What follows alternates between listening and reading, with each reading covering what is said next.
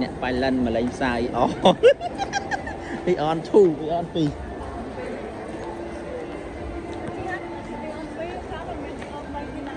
ngam nè đó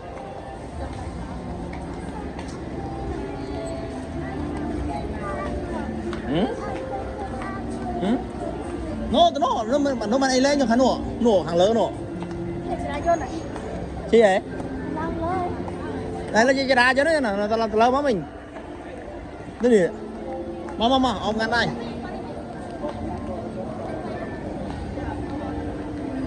nó mình chăn đây chăn là cắn cái này lá tao bị coi tới ôm lang thôi tới ôm lang thôi tới chà mau với ừ hấp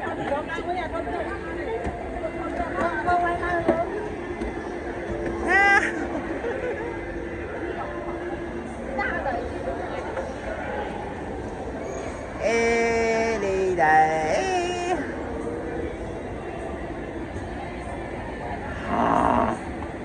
trong họ mới